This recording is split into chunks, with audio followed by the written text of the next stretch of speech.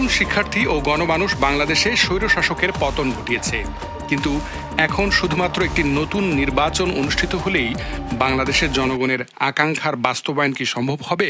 চলমান রাজনীতির অক্টোপাস থেকে মুক্ত হয়ে নতুন এক রাজনৈতিক ব্যবস্থা প্রতিষ্ঠার জন্য রাষ্ট্র সংস্কারকে অগ্রাধিকার দিয়ে রাজনীতিতে পরিবর্তন আনাকে এর পূর্বশর্ত হিসেবে স্থির করা উচিত বলে মনে করেন বিশ্লেষকরা।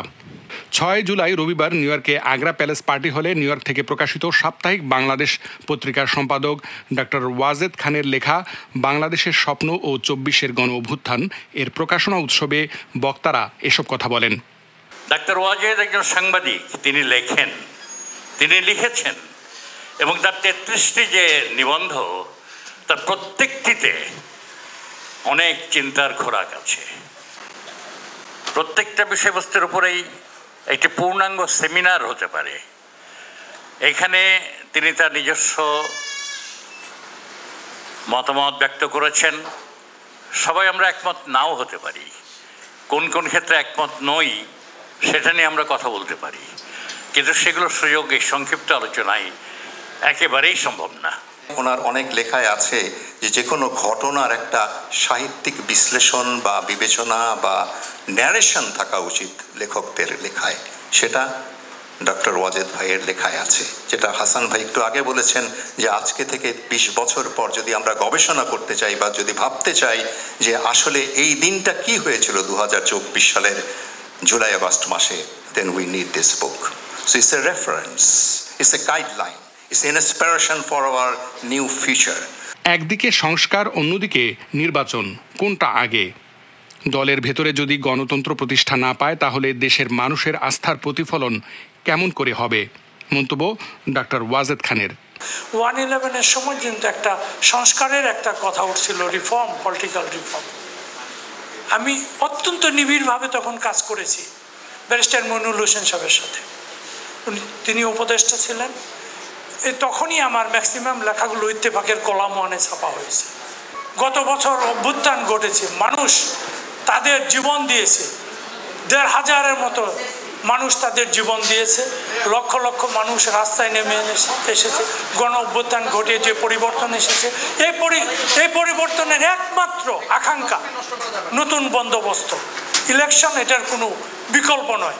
নির্বাচন হবে, সেই আগের অবস্থায় পড়েছে। একটা দল একটা মাঠে খেলেছে, তারা খেলার কথা অনেক বলেছে, খেলতে খেলতে দেশের মানুষকে নিঃস্ব করে দিয়েছে, দেশটাকে ধ্বংস করে দিয়েছে। সেই মাঠে নতুন করে সেই ফেলে যাওয়া জার্সি, সেই বুট পরে যদি নতুন খেলোয়াড়রা খেলতে যায় এবং এই খেলাই শুরু হয়, তাহলে পরিবর্তন আসবে না, দেশ আগের সেই জায়গায় ফিরে যাবে। স্বাধীনতার 53 বছরে বারবার রাজনৈতিক পট পরিবর্তন ও অভ্যুত্থান পরবর্তী সময়ে তত্ত্বাবধায়ক সরকারের মাধ্যমে 1991 সাল থেকে 2006 সাল পর্যন্ত রাজনৈতিক পট পরিবর্তন হলেও সামগ্রিক কোনো পরিবর্তন এসেছে কি জনজীবনে? 2009 সাল থেকে 2024 সাল পর্যন্ত বিনা ভোটে নির্বাচন করে আওয়ামী লীগ ক্ষমতায় থেকে কি দেশের মানুষের ভাগ্যের কোনো পরিবর্তন করতে পেরেছে? এমন প্রশ্ন রাখেন বক্তারা। শুধু নির্বাচন দিয়ে বাংলাদেশ বদলাবে না, আবার বাংলাদেশে পুরনো মোড়কে ফিরে যাবে। অনেকে এই কথার সঙ্গে একমত হতে পারেন, নাও হতে পারেন। একমত হতে পারেন এই অর্থে যে এই সরকারের, এই অন্তর্বর্তীকালীন সরকার দায়িত্ব তো একটাই, নির্বাচন করে ক্ষমতা হস্তান্তর করে দেওয়া। পক্ষান্তরে অন্যরা বলতে পারেন যে শুধু নির্বাচন করা হলে, একটু আগে মঞ্জুর ভাই আমাকে বলছিলেন, সেই থোট বড়ি খাড়াই হবে না, যে তার কোনো গ্যারান্টি নেই। ফলে এই সরকারের কাছে একটা বড় দায়িত্ব হচ্ছে এটা এনশিওর করা, নিশ্চিত করা যে পুরনো ভুলগুলি রিপিট হবে না। যে কথা ওয়াজেদ ভাইও বলেছেন, আমি তার সঙ্গে সহমত পোষণ করি। একটা জায়গায় খুব দৃঢ়ভাবে আমি আমার আপত্তি প্রকাশ করছি, তিনি খুব শক্তভাবে সেনাবাহিনীর ভূমিটাকে গ্লোরিফাই করেছেন। আমার এখানে তীব্র আপত্তি। সেনাবাহিনী সরকারের রাষ্ট্রের কর্মচারী মাত্র, সরকারের রাষ্ট্রের মালিক তারা নয়।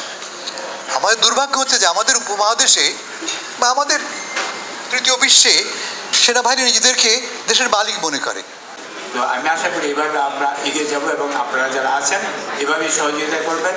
আমি সবাইকে ধন্যবাদ জানাচ্ছি আজকে এখানে যে বিশ্লেষণের জন্য এসেছেন। অনেক অনুষ্ঠানে আমরা যাই, কিন্তু আজকে এই অনুষ্ঠানে যারা এসেছেন এমন বিজ্ঞজনদের, এমন সুধীজনদের সমাবেশ খুব কমই ঘটে।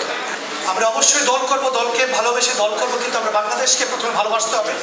আজকে প্রবাসে আমরা থাকি, আমরা বাংলাদেশের যে কোনো প্রয়োজনে দল মতে উঠে বাংলাদেশের প্রয়োজনে, পতাকার প্রয়োজনে আমরা এক জায়গায় দাঁড়িয়ে যাব। 24-এর গণ অভ্যুত্থান হয়েছে শুধু একটি কারণেই, নির্বাচন করবার জন্য নয়, হয়েছে একটি কারণেই, সংস্কারের জন্যে। সে সংস্কার করতে এসে যে 24-এর গণ অভ্যুত্থান হয়েছে এবং একটি দল পালিয়ে গেছে বা একটি দল রাস্তাঘাটে নামতে পারছে না, কিন্তু এই সংস্কার করতে এসে একটি দল হঠাৎ করে শুধু নির্বাচন করে চিল্লাচ্ছে। আমি তো এটার কোনো কিছু বুঝি না। এনারা গত 14, 15, 16, 17 বছর ধরে শুধু জুতা পিটা খেয়েছে, রাস্তায় দৌড়ঝাঁপ খেয়েছে, লুকিয়েছিল, যদিও তলে তলে সবাই নিজস্ব ব্যবসা বাণিজ্য চালিয়ে গেছেন ক্ষমতাসীন দলের সাথে। এটিও প্রকাশ পাচ্ছে আজকাল থেকে, কি না প্রকাশ পাচ্ছে। একটা সংস্কার, একটা সম্ভাবনা, একটা প্রতিরোধমূলক অবস্থান এই বইটার মধ্যে আছে। এই আশা করি এই বইয়ের কোনো একটা অংশ এই সমাজের কাজে আসতে পারে, এবং সেইটা কাজে আসবে যদি আমরা সকলে সহযোগিতা করার চেষ্টা করি। বাংলাদেশ রাষ্ট্রটিকে একটি রাষ্ট্র হিসাবে গড়ে তুলতে হবে।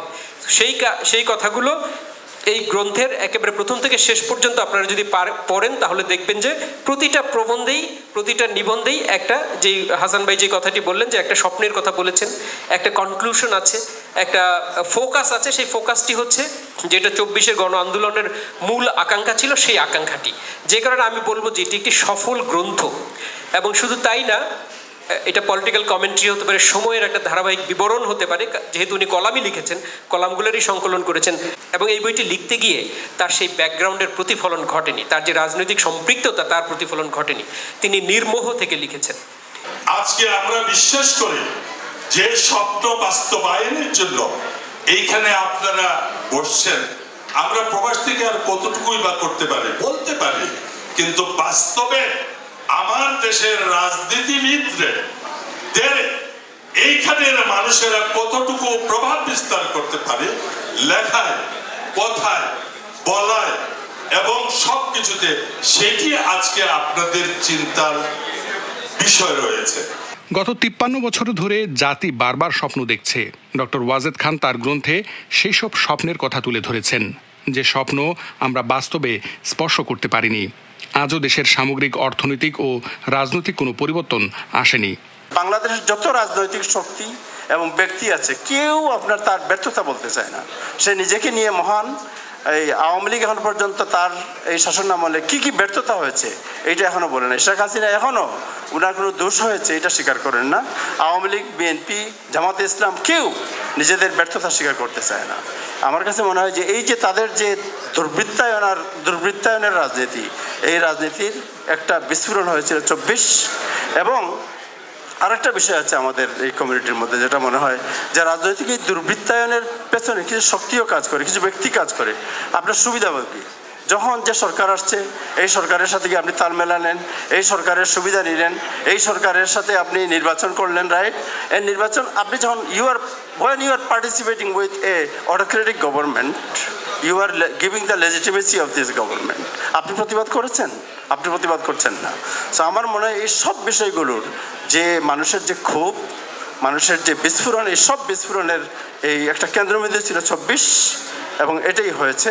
এবং আমার মনে হয় এখান থেকে শিক্ষা নেওয়ার ব্যাপারে যে বিষয়গুলো, এই বিষয়গুলো ডক্টর ওয়াজেদ তার বইয়ের মধ্যে তুলে ধরেছেন, তাকে অভিনন্দন জানাই। Thank you. তার এই যে আইডিয়াটা, যে সত্যি, যেটা আমি দৃঢ়ত করব না, কিন্তু আমাদের দেশে যদি কোনো পরিবর্তন আনতে হয়, আমাদের রাজনৈতিক পরিবর্তনটা আগে আসতে হবে। অনুষ্ঠানে শুভেচ্ছা বক্তব্য রাখেন আনোয়ার হোসেন মঞ্জু। এছাড়া আরও বক্তব্য রাখেন প্রবীণ সাংবাদিক মঞ্জুর আহমেদ, সাংবাদিক হাসান ফেরদৌস, সাপ্তাহিক বাংলাদেশ পত্রিকার ভাইস প্রেসিডেন্ট মোহাম্মদ দিনাজ খান, সাপ্তাহিক ঠিকানা পত্রিকার সম্পাদক মণ্ডলীর সভাপতি এম শাহিন, সাপ্তাহিক বাংলা পত্রিকার সম্পাদক আবু তাহের, কবি কাজী জহিরুল ইসলাম, সাপ্তাহিক প্রবাস পত্রিকার সম্পাদক মোহাম্মদ সাইদ, সাপ্তাহিক বাঙালি পত্রিকার সম্পাদক কৌশিক আহমেদ এবং ব্যবসায়ী ABM উসমান গনি। এছাড়া জামাইকা বাংলাদেশ ফ্রেন্ডস সোসাইটির সভাপতি মোহাম্মদ ফখরুল ইসলাম দেলোয়ার সহ নিউ ইয়র্কের অন্যান্য গণ্যমান্য ব্যক্তিবর্গ বক্তব্য রাখেন। আজকে আমি এত দেরিতে আসার প্রধান কারণটা হলো যে ওয়াজেদ ভাই আমাদের ঐতিহ্যবাহী নিউ ইয়র্ক বাংলাদেশ প্রেস ক্লাবের অন্যতম প্রতিষ্ঠাতা এবং এই প্রেস ক্লাবের দুইবার নির্বাচিত সভাপতি ছিলেন। এবং আমরা যারা প্রেস ক্লাব করি এবং বিশেষ করে সাম্প্রতিক যে অভ্যুত্থান, সেই অভ্যুত্থানের প্রেক্ষাপটে তার আগে এবং মাঝে মাঝে কিছু ঘটনা 1975 বিডিআর বিদ্রোহ এই সমস্ত উঠে এসেছে এবং এগুলো ইতিহাসের জন্য কখনো না কখনো কাজে লাগবে। এখান থেকে তারা তথ্যপত্র নিতে পারবে এবং বইয়ের মূল যে বিষয় সেটা এটাই যে তথ্যগুলো এক জায়গায় সংরক্ষিত থাকবে এবং সেগুলো প্রয়োজন অনুযায়ী ব্যবহার করা হবে। মুক্ত মনের মুক্ত চিন্তা দিয়ে লিখুন, আমরা যারা পড়ি তারা পড়ব এবং সেখান থেকে শিখব এবং আরও পরবর্তী আন্দোলনে অন্যায় অত্যাচার শাহিনবাজি যেভাবে বলে দিচ্ছেন প্রবাসীদের অধিকার সমস্ত ব্যাপারে ঐক্যবদ্ধ হব এবং আবার বিজয়ী হব। সরকার যেই হোক না কেন, আপনারা অনেকেই ছিলেন আমার সাথে। ডক্টর ইউনূস সাহেবের যখন 2013 সালে তার পাবলিক ডিসিশন দেওয়া হয়, আপনারা ছিলেন, তিনি এখন ক্ষমতায়। কিন্তু একটা কথা তো আমরা জানি, ব্যক্তির চেয়ে দল বড়, দলের চেয়ে দেশ বড়। হুব্বল ওয়াতান মিনাল ঈমান। ক্ষমতায় যেই থাক না কেন, আপনি দেখেন আমাদের এই ভাইগুলো যারা টকশো করে, কতজন 20, 25, 30 জন লোক মাত্র প্রবাস থেকে। আপনি কি জানেন বাংলাদেশে তাদেরকে ভয় পায় সবাই, যারা ক্ষমতায় আছে, যারা রাজনীতি করে বা যারা চিন্তা করছে রাজনীতিতে আসবে। বাংলাদেশের স্বপ্ন ও 24-এর গণ অভ্যুত্থান বইটির প্রকাশক আহমদ পাবলিশিং। বইটির আকর্ষণীয় প্রচ্ছদ এঁকেছেন লেখকের পুত্র তরুণ শিল্পী জিহান ওয়াজেদ। অলঙ্করণ করেছেন শিল্পী ফরিদি নোমান। দেশের মানুষের দাবি ও স্বার্থের প্রতিনিধিত্ব করে এমন একটি নতুন সামাজিক, অর্থনৈতিক ও রাজনৈতিক অবকাঠামো তৈরির চ্যালেঞ্জ মোকাবেলায় দেশের স্বার্থে সকলকে এক থাকার কথা বলেন বক্তারা। Mohammad Shamim, VTV US, new York.